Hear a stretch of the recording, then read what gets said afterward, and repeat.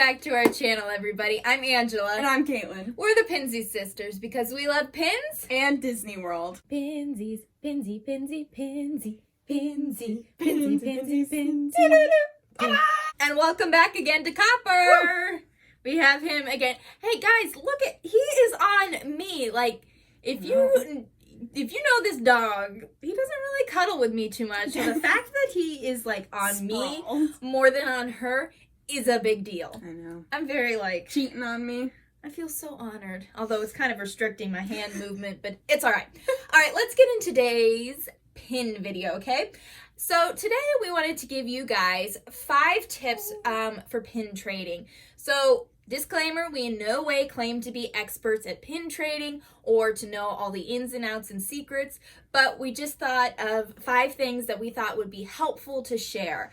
So I guess we'll start with number 1. And number 1, it's not like the number 1 thing, but it's just first on the list, I guess, okay? So number 1 would be if you're wearing a lanyard in the parks and you have pins on there, to constantly be checking your pin backs. Yeah. Because we've heard way too many times, and we've kind of experienced this a little bit ourselves, where people have almost lost a pin or have lost a pin because the pin back gets loose from their pin, and with all the walking around and moving and stuff, they just become loose, and you can either lose a pin or almost lose a pin. Or on a ride, that's terrible. Right? So I wouldn't say like wear your best pins. If you want to bring like your best pins, maybe put them in like a bag or something. I've seen that really. Those are becoming really popular. But if you really want to show off some pins, then maybe get what's called like a pin lock. They sell them at Disney World and they sell them online, and it just comes on the back of your pin. It doesn't show. It's on the back of your pin, the back of your lanyard, and it locks the pin on the lanyard. Or if you have it in a book and you don't want it to be taken out by somebody, if you're in the parks, then it keeps it safe and secure in there. So definitely maybe do that instead of having the regular Mickey ear back to your pins. Right. And if you want to do trading, just maybe keep some Mickey ear backs in your like bag, because you do have to have the backings for when you trade with a cast member. So maybe keep those like, in a little bag and then grab it out. But that's a good like 0.1 sub point underneath. That's good. That's good. Very good. All right. So number 2 is keep a pin journal. Yeah. Or like a pin record. And I've found like, when we've gone to Disney World and we've gotten different pins and, just like how you even found it or how much it was, I don't honestly remember anymore. I know. I think to myself, I'll remember. It's significant enough. I don't. So, I mean, you're like, that sounds weird, pin drill. What you want to do is, like, write down, how did you get the pin? Did you have to sing for the pin? Yeah, did you have special memory with the pin? Answer a crazy little, trivia question.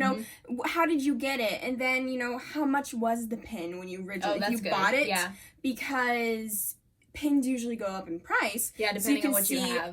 I paid, this much for it, and it's, this much now. That's really awesome. And just, different little things about it, the little story, what date you got it, just little things just to help remember, because pins are just an embodiment of memory, so why not have a little, Right, because you think you'll remember, but sometimes it's really hard.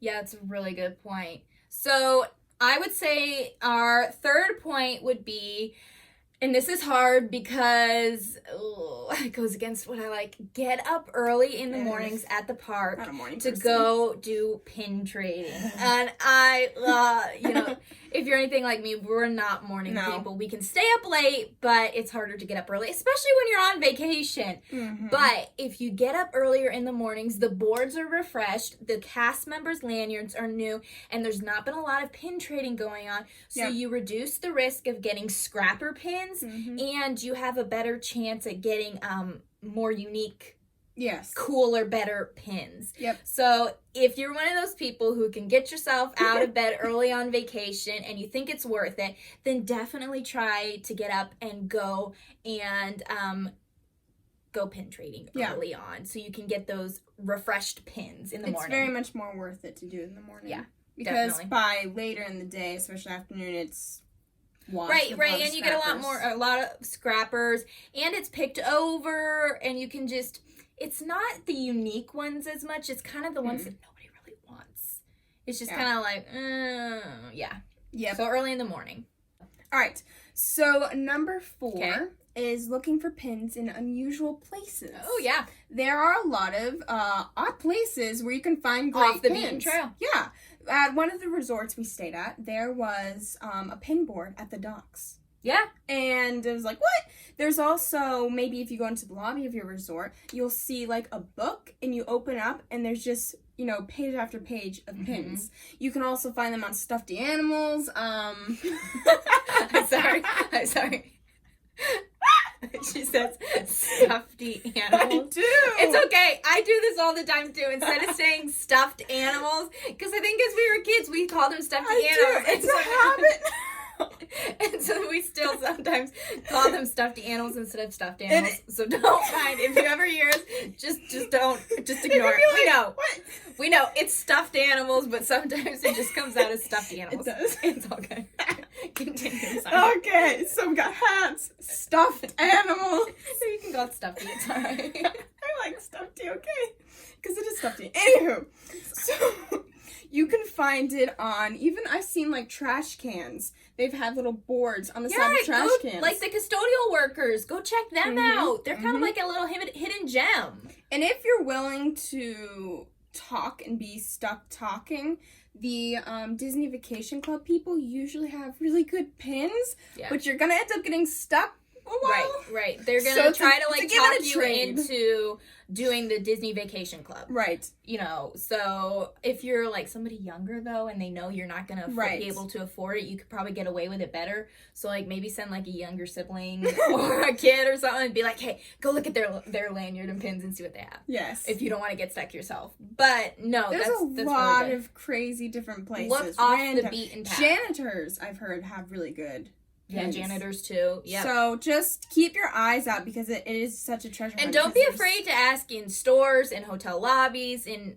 everywhere. Don't be afraid to ask them if they have a pin board. The worst thing they can do is tell you no. Yes, and they will bring out pin boards if you do ask. Right. Like, hey, do you have, any pins? And they're like, yeah, I'll go back and, bring out. And they'll have a giant pin board. It's like, oh my word, you've been just hiding this. Right, they just tie it back until someone asks them about it because they don't keep it out in the open. So that's kind of great. Exactly. So then I guess our number 5 pin trading tip is to know what specific type of pin or theme of pins that you're looking for. Yeah. There are so many pins out there. It can be an overload. It can be overloading. So know what theme you like and kind of narrow it down. And to go with that point, tell the cast members what you're looking for. The cast members really get into the pin trading, and they enjoy it too, and they want to help you. It's Disney magic. They want to make it magical. They want to make it magical for you. They enjoy it as well. So if you tell them what you're looking for,